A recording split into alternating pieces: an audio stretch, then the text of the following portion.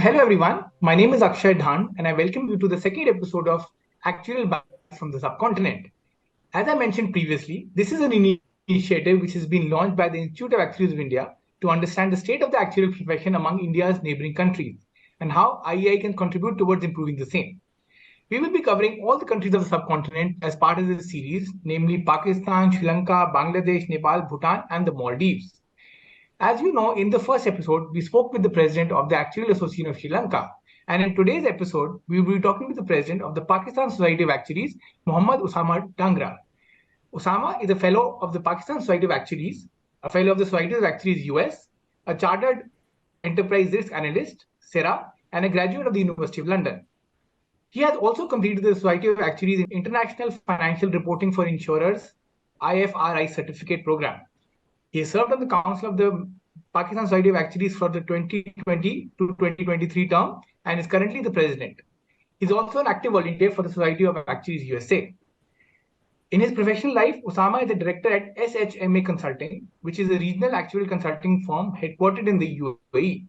He has over 10 years of actuarial consulting experience with companies in UAE, KSA, Oman, and Pakistan. Welcome, Osama, to the podcast, and thank you so much for taking the time out for participating in this series. Thank you, Ashay. Thank you for inviting me to the podcast. Great. So I think before without taking much more time, let's crack straight into the podcast.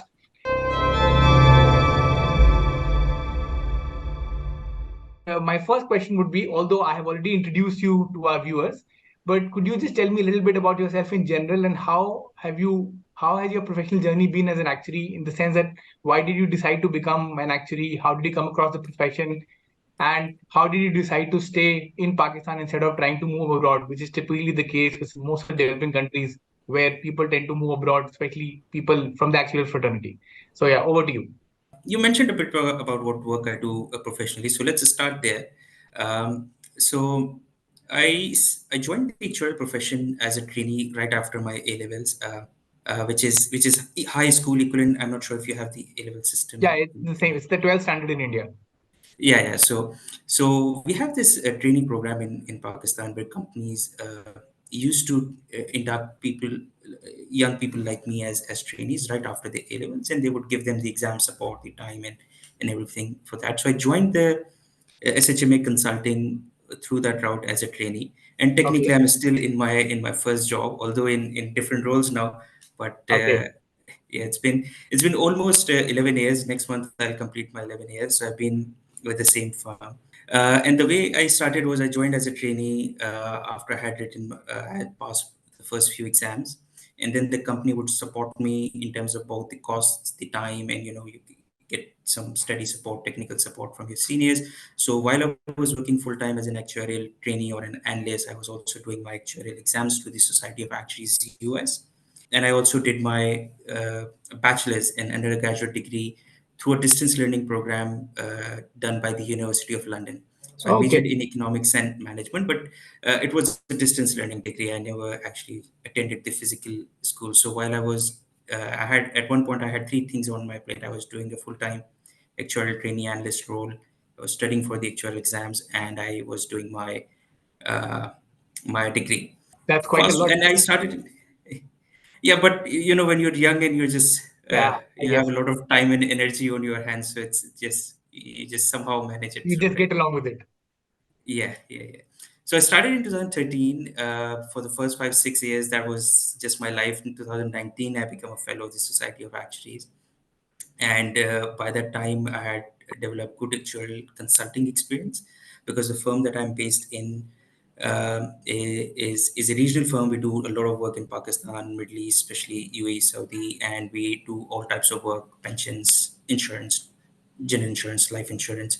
So I've always been on the insurance side. I got to do a lot of life insurance work, health insurance, non-life insurance, and since then I've moved into right now I'm working as a director. Obviously, that takes different, still in the same firm, but a different role altogether. I have served at Mm-hmm. almost all roles. So that's been on the professional side. How I got into it is I would like to make a fancy story out of it, but honestly, when you're in your A levels or 10th, 11th, no matter how much you try, but you that's it is you're not thinking very deeply. I got to know about this profession through my brother. He's in the accounting profession, and he started Okay. with his advanced studies and work. He got to know about actuaries who are good with numbers, and he knew that I'm good with numbers. So honestly, at that point in time, it was more like an odd one out because I knew I wanted to do something on the finance side, something with the numbers, and a lot of people were doing becoming chartered accountants or doing BBA, and I felt that okay, this is something different. Hmm. It has to do with something with numbers, and above all, there are companies who are happy to give me a training program. So that's how I got into it. Move to the next question.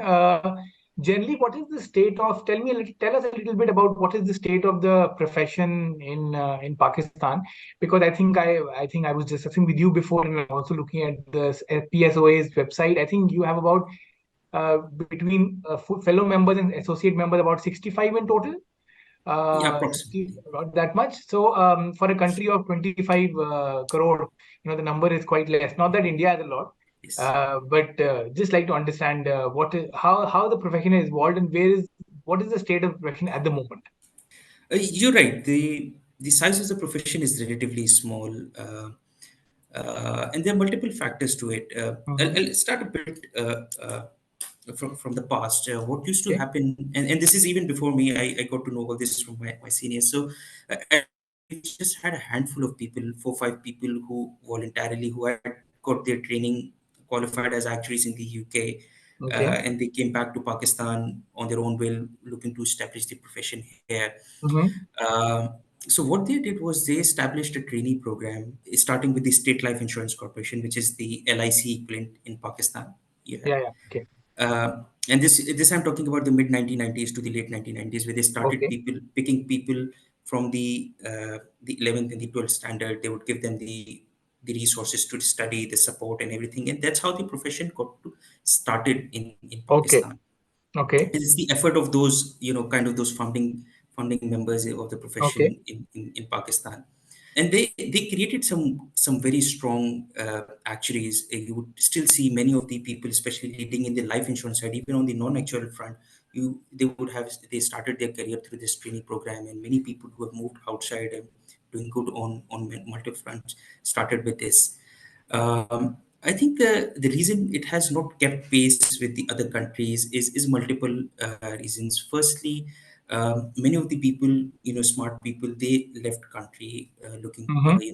they were offered very good positions outside, especially in the Middle East.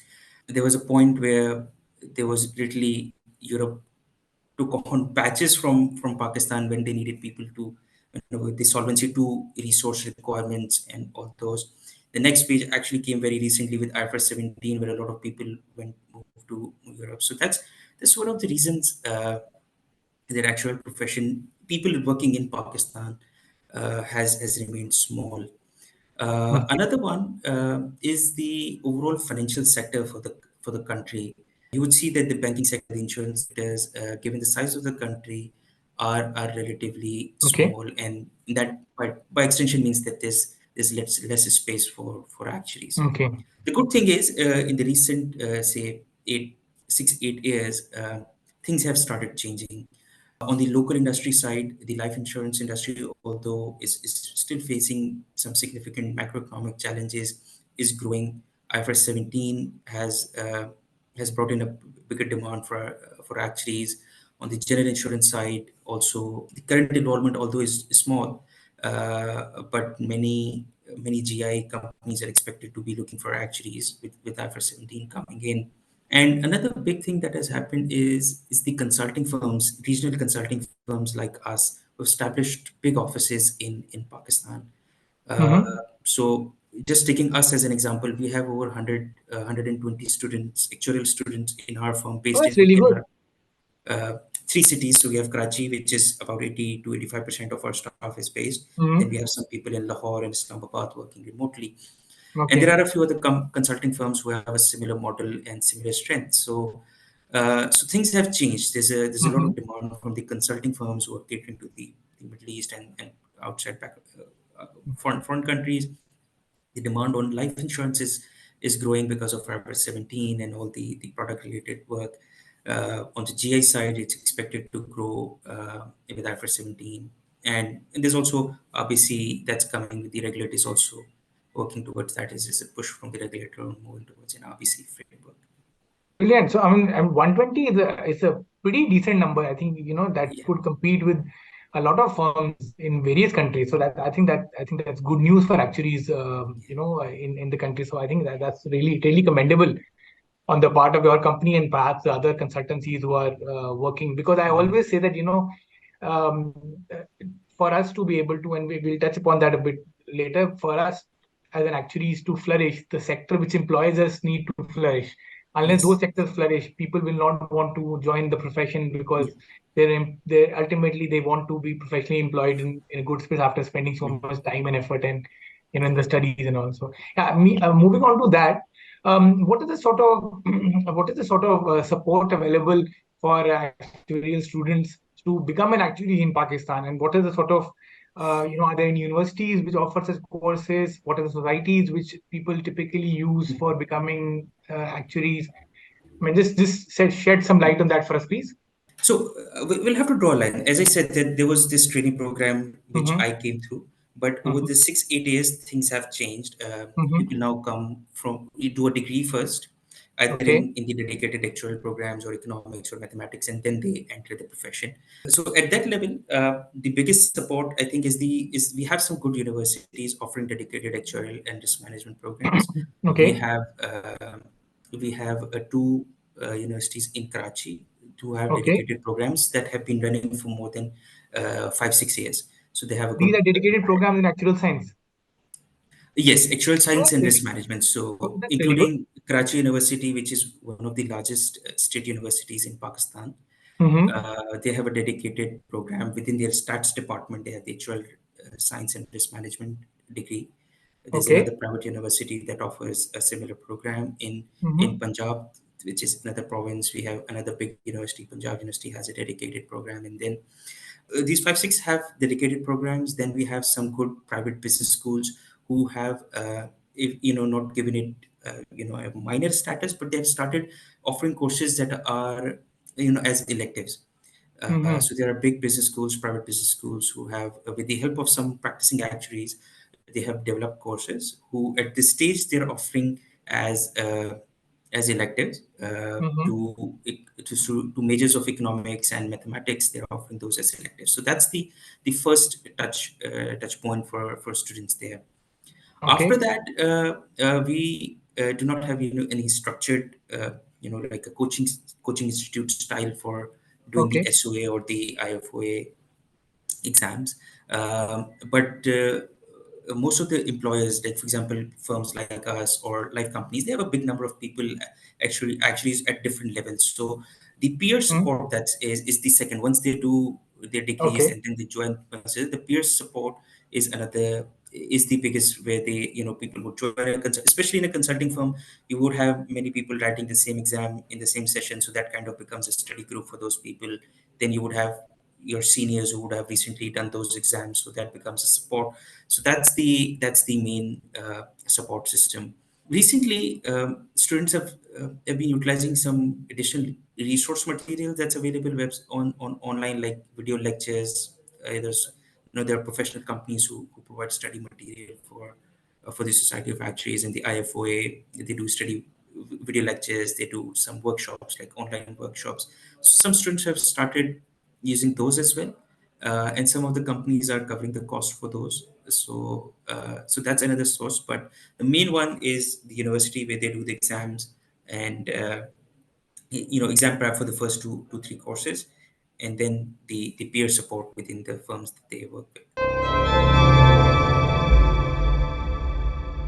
So, what are the main employers which are in which actuaries work in Pakistan? You said we started with the State Life Insurance Corporation of Pakistan, which is exactly the LIC equivalent. So, where are the main players? What are the main players, and how do you see those sectors expanding? So if in terms of numbers and potentials, right now the consulting firms are the biggest employers. Um, Okay. it's just that the bulk of the work, I would say 80% of the work that they do caters to the foreign market. So it kind of acts Okay. as a back office, kind of. I mean, not in very strict sense like you have in more multinational ones.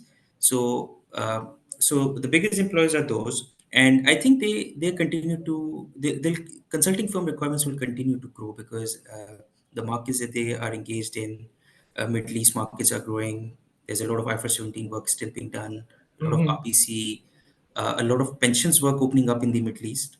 Okay. So the consulting firms will they have seen good growth in the last 4 5 years, and I'm hopeful that they'll see good growth in the next 2 3 years at least that we can see. After them, the biggest local, the people working actually on the Pakistan industry is the life insurance industry. So Okay. there's a although in terms of number of companies, life companies, it's small. We have seven, eight life insurance companies, but they have most of them have big actuarial departments. We have a big public Okay. sector life, which is the state life. It has a big actuarial department.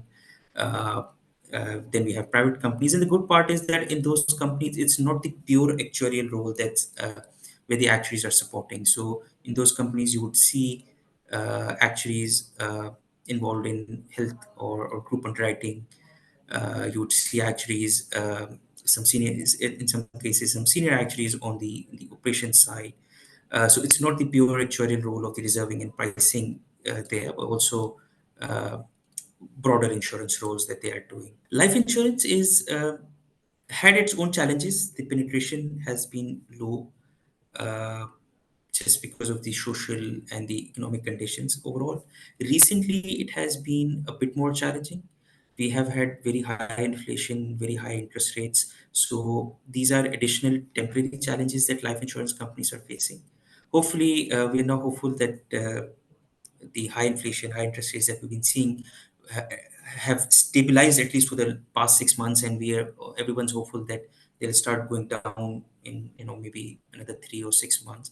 So Mhm. hopefully those temporary additional challenges would go away. But yes, it has always faced challenges to increase penetration.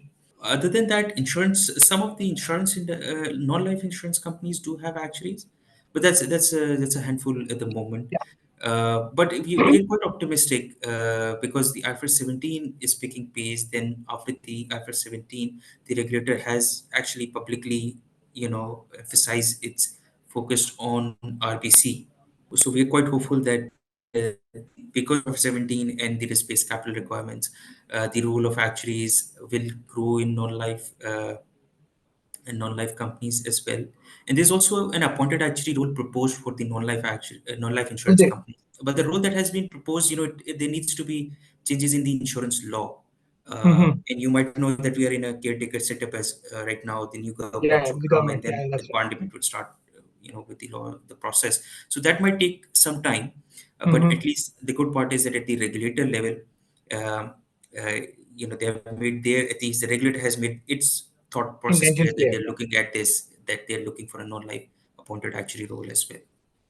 That's really good. Now, in fact, I think we had a similar situation in India where initially appoint actuaries used to be predominantly in life. I think the appoint actuaries in non-life was more of a kind of a smaller role, and you could only even be part-time and all. And then over the years they made that fixed. It has to be a proper appoint actuary. Then even health insurance companies now have to have a proper appoint actuary. So yeah, I think it's all going probably in a similar direction where and IFRS Mhm. 17 is only going to accelerate the matter because it applies to all insurance companies in general.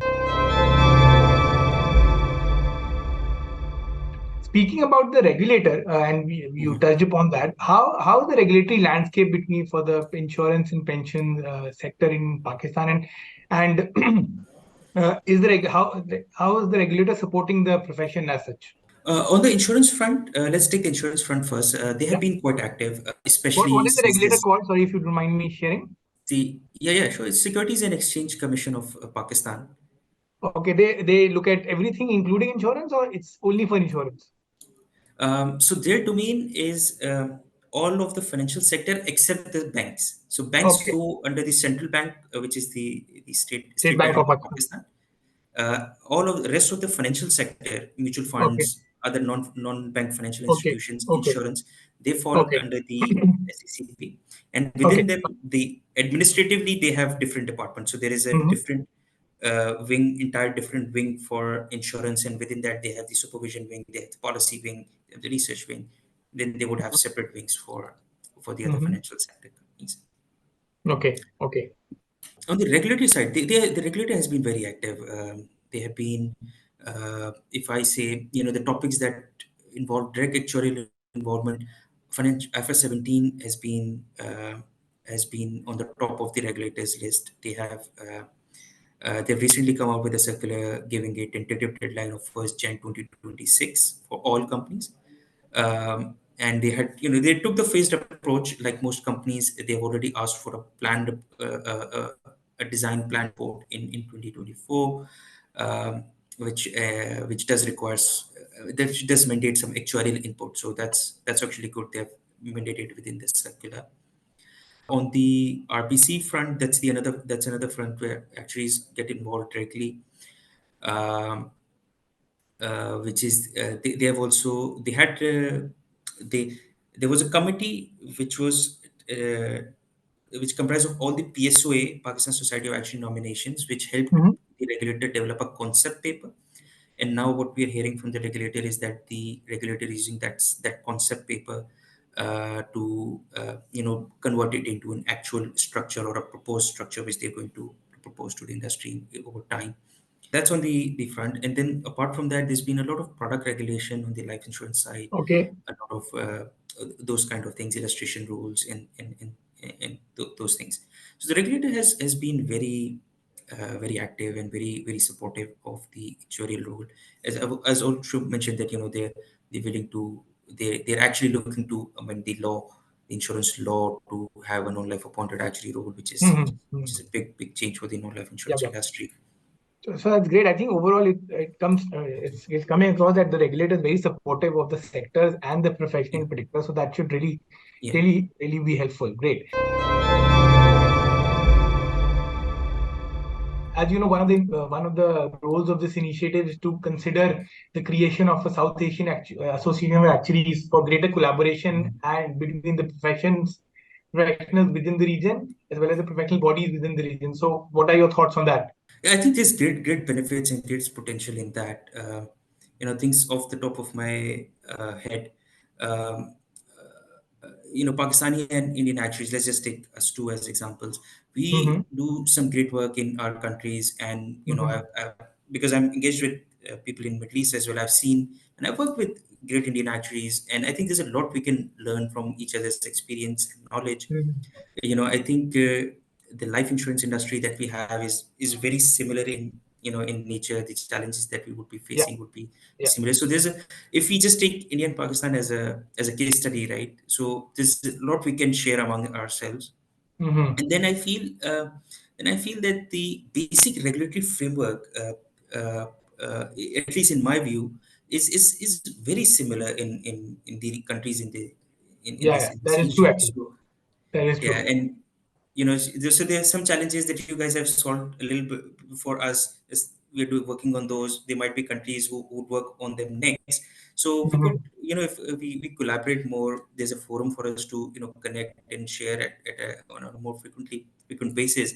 We could help each other a lot. That's absolutely great to hear your thoughts on the same as well. And now we have a fun element uh, the podcast, which is called the rapid fire question. And I'm going to ask you a series of 20 questions. And the fun bit is that you have to give very quirky and witty answers, and you have to give them fast. Okay. Okay? I'm sure, like you said, we've heard the format before, so it's a fairly straightforward format. So, are you ready for it? Yeah, I don't know. It's my first repertoire, so Oh, yeah, okay. just be I'm sure easy on that. I'm sure you'll do good. Okay. Your first question is: if you weren't an actuary, what profession would you have chosen? Accountant, maybe economist. Yeah, something Okay. to do with numbers. Yeah, accountant or economist. Yeah, So it has to be numbers. yeah, it has to be numbers. Absolutely. Okay, great. And what is the most challenging maths problem you have ever solved unrelated to your work? This DLS method in cricket, I never get. Okay, I that was haven't been able to solve it. I'll probably take some vacation time to look into its documentation. okay. Great. Okay, what is your favorite number and why? I don't have a favorite number. It's Okay. just all are numbers, right? Everything's is, True, true. No, that is true. Well, some people do have favorite number. Like my son has a number 44 as his favorite due to some random reason, but he does.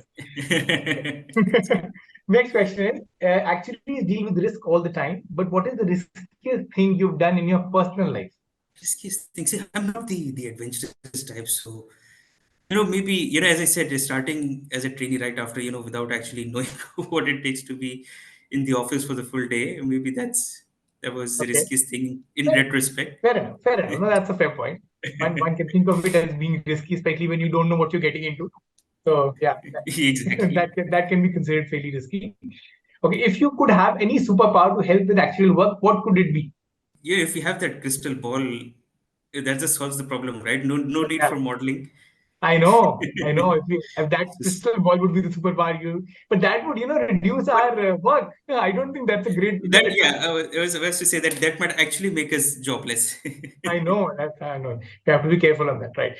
What is the most unusual application of actual science that you've come across, profession or personal, otherwise? Yeah, I think this DNS example again.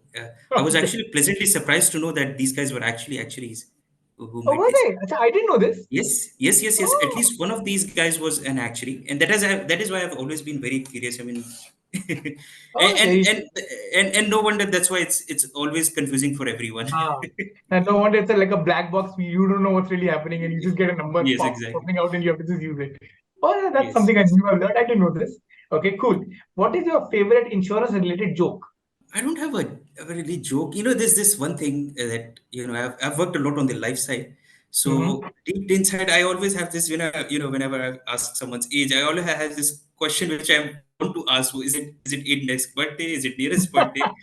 But I always hold myself off unless it's actually on another side. So Okay, no, no, got it. I think I know the feeling. Every time the number comes, you're trying to figure out which term is it fitting into.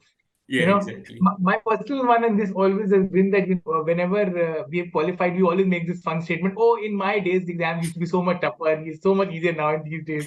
That is my favorite actuarial joke or statement. Have you ever tried to actuarially predict? No, this we've done. Sorry. What's the most statistically improbable thing that has ever happened to you in real life?